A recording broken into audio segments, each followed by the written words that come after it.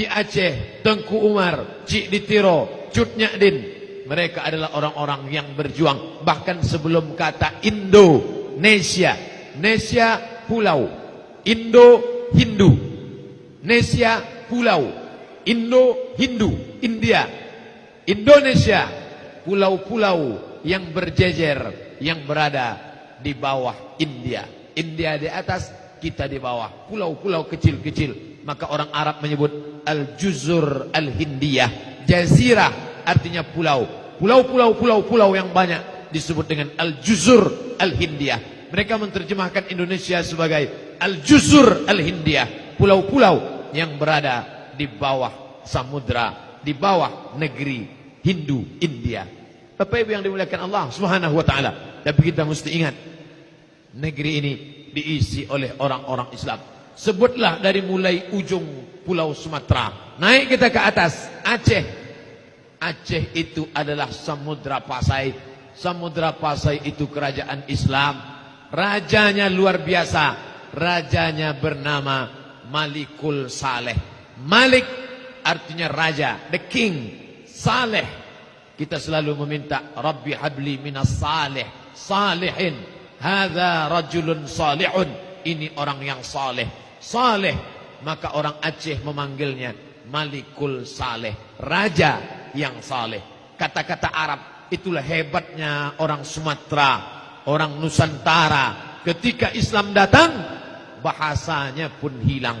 Orang tidak lagi membawa bahasa nenek moyang untuk bahasa bicara, untuk dagang, untuk jual beli, untuk komunikasi. Dia tetap pakai bahasa daerah, bahasa Minangkabau, bahasa Batak, bahasa Aceh, bahasa Melayu, bahasa Sunda, bahasa Jawa. Tapi nama dia robah. Yang sebelumnya Merah Silu berubah menjadi Malikul Saleh. Malik raja, Saleh orang yang saleh. Yang bercerita tentang kerajaan Aceh itu justru paling menariknya diceritakan oleh bukan orang Aceh dan bukan orang Jawa dan bukan orang Indonesia. Saya pertama kali membaca tentang Aceh dalam buku 2 jilid, jalan-jalan ke perpustakaan Darul Hadis di Kota Rabat. Nampak ada 2. Saya buka satu, judulnya bercerita ketika aku sampai di sebuah pulau. Pulau itu panjang. Setelah dia melaksanakan umrah di tanah suci Makkah, lalu berhari-hari dia naik kapal laut, lalu kemudian berlayar menyeberangi samudra sampailah ke India. Singgah di sana, singgah di sana, singgah di sana. Setelah itu dia pun menuju sebuah pulau, disebutnya di sana pulau itu bernama Sumatra. Sin, waw, mim, ta, ra, ta marbuta. Pulau itu bernama Sumatra. Aku melihat rajanya naik gajah, ulamanya memakai jubah, dijamu makan mewah, berjumpa dengan raja yang soleh, dan ada tokoh agama yang baik. Itu ditulis oleh seorang explorer dari Maroko bernama Ibnu Battuta. Ibnu Battuta sudah menuliskan sejarah bagaimana kerajaan Aceh. Dia lihatkan bagaimana gajah-gajah yang besar di Aceh waktu itu membawa sultan, ulama-ulama memakai jubah kebesaran, dan mereka itu adalah orang-orang yang memperjuangkan Islam. Yang bercerita itu bukan anak bangsa kita, orang yang datang dari nun jauh di sana, menyeberang setengah dunia ini dia seberangi. Dari Maroko masuk ke Aljazair, masuk ke Tunisia, masuk ke Libya, masuk ke Mesir, menyeberang Laut Merah sampai dia ke Makkah. Tawaf, sa'i. Selesai itu dia berlayar menuju India. Dari India datang dia ke sebuah pulau. Pulau itu bernama Sumatera. 700 tahun yang lalu dia sudah bercerita nenek moyang kita. Kita baru 71 tahun mencoba dengan cara begini. 700 tahun. Bayangkan 70 dengan 700. Baru 70, baru coba-coba. Tapi kita sudah diakui orang 700 tahun yang lalu menyuarakan la ilaha illallah Muhammadan Rasulullah. Itu diceritakan Ibnu Battuta. Maka ketika saya tunjukkan ke kawan-kawan saya, ini nenek moyang kalian Ibnu Battuta, 700 tahun yang lalu sudah sampai ke negeri kami. Mana dia? Rupanya mereka pun sudah lama tahu buku itu, tapi tak pernah dia buka, dia baca. Sudah diterjemahkan ke bahasa Indonesia. Petualangan Ibnu Battuta. Rahalah, rahalah diambil dari kata rahala, yarhalu. Rahalah, sang explorer, petualang dunia bernama Ibnu Battuta. Kerajaan itu bernama Samudra Pasai. Kekuasaannya sampai ke perbatasan Siak, Sri Indrapura, Pasai, Aceh. 5 kerajaan berada dalam satu kerajaan besar. Kerajaan-kerajaan kecil tunduk di bawah kerajaan Aceh. Setelah Aceh masuk ke kabupaten sekarang, Kabupaten Langkat, dan itu dulu merupakan kerajaan Melayu Langkat. Setelah kerajaan Melayu Langkat masuk ke Medan, Sumatera Utara sekarang. Dulu tidak dikenal Sumatera Utara, Selatan, Timur, Barat, Tenggara. Yang ada hanyalah saat itu kerajaan Melayu Delhi. Dan bukti masjid besar menunjukkan Islam amat sangat kuat. Istana Maimun, Masjid Al-Masun, Sultan Harun Ar-Rasyid, dan mufti terakhir adalah Syekh Hasan Ma'sum, alumni Makkah Al-Mukarramah, murid langsung dari Imam Masjidil Haram bermazhab Syafi'i, Syekh Ahmad Khatib Al-Minkabawi, mulang ke Sumatera menjadi mufti, tokoh ulama, raja mengurus negara, mufti mengurus agama, bekerja sama, siyasatuddin wad daulah, mengatur agama, mengurus negara. Kita pernah punya masa lalu yang luar biasa dengan Islam. Selesai kerajaan Aceh, masuk kerajaan Langkat, masuk kerajaan Delhi, masuk kerajaan Serdang. Selesai kerajaan Serdang, kerajaan yang sangat luas. Di antara 3 kerajaan ini, inilah yang paling luas. Langkat, Serdang, Delhi. Yang paling luas sebelum masuk ke Siak Sri Indrapura adalah kerajaan Asahan.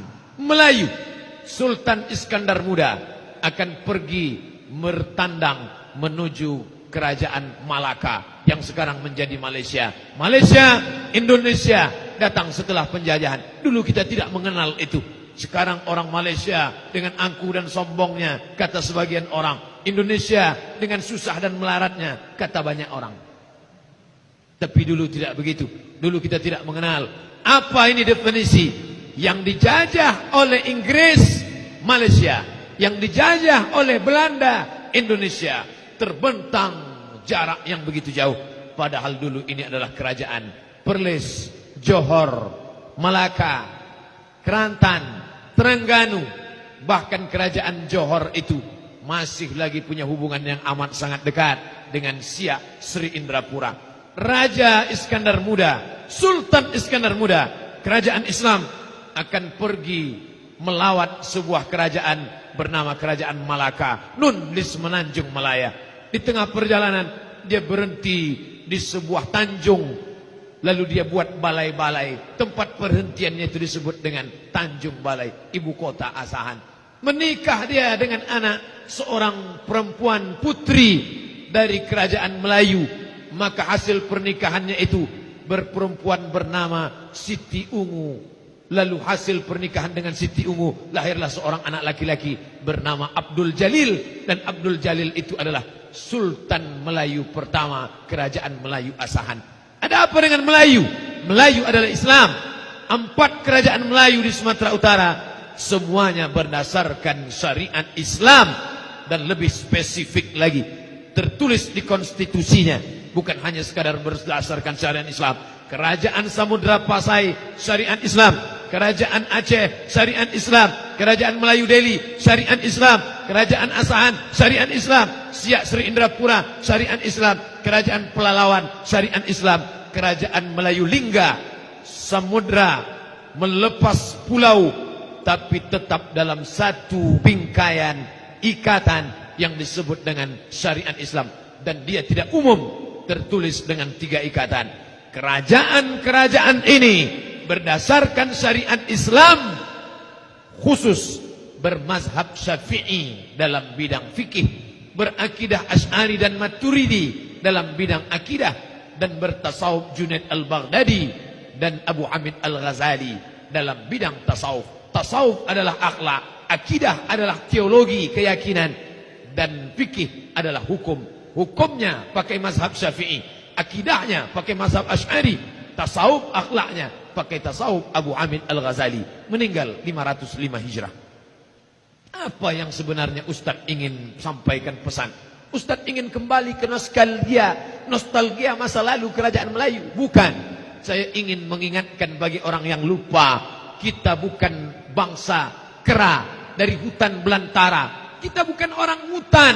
71 tahun yang lalu kita pernah kerajaan. Kita punya nenek moyang yang bangga dengan Al-Quran. Kita punya keturunan orang-orang tua, nenek mama, tokoh masyarakat yang paham agama, mengerti tata mengatur negara. Tapi ketika sekarang dikatakan jangan urus-urus, jangan bawa-bawa Islam, ini adalah melecehkan kita. Kita bukan berasal dari hutan, kita bukan orang hutan. Walaupun hutan kita banyak dulu, sekarang sudah tak ada lagi, habis, sudah ditanam sawit dan tumbang semuanya. Bapak Ibu yang dimuliakan Allah Subhanahu wa taala, apa maknanya? Mari kenali bangsa, kenali diri, karena ketika kita tidak mengenal, orang akan menyia-nyiakan kita. Maka dengan bangga, gentleman Sultan Syarif Kasim itu menyerahkan kedaulatan ini dengan syarat kita tetap terjaga keutuhan. Biarlah kami mundur selangkah, kami tidak terapkan nama negeri kerajaan Islam yang dulu berdasarkan Quran Sunnah. Kita cari titik persamaan Pancasila, satu, dengan melaksanakan kewajiban melaksanakan syariat Islam bagi pemeluknya. Dua, kemanusiaan yang adil dan beradab. Tiga, persatuan Indonesia. Luar biasa jiwa raja-raja Melayu itu ketika mereka mau mengorbankan kekuasaan mereka, mengorbankan darah mereka, mengorbankan kebangsawanan mereka. Hari ini cucu cicit mereka melelehkan air mata. Nenek moyang kami berkorban, menyerahkan kekuasaannya. Emas berbungkal-bungkal emas orang Aceh untuk membeli pesawat Saulawah. Mereka berikan itu untuk apa? Supaya negeri ini merdeka dari orang kafir, laknatullah alaihim ajma'in. Maka jangan sampai setelah 300 tahun diinjak-injak orang kafir, hanya 71 tahun saja lepas dari kafir, setelah itu berada di bawah kaki kafir lagi. Hanya beda kafir Belanda yang pirang, yang mata biru, yang badan besar, dengan kafir yang lebih kecil daripada badan kita. Masuk waktu Isya, disebut kata kafir disensor, jangan sebut kafir. Itulah kaji kita malam ini. Mari kenali bangsa, mari kenali negara, mari kenali pejuang kita, sehingga kita lebih mengerti. Halakam ru'un lam ya'rif qadrahu, celaka orang yang tak tahu siapa jati dirinya. Terima kasih, mohon maaf atas segala kesilapan. Wassalamualaikum warahmatullahi wabarakatuh.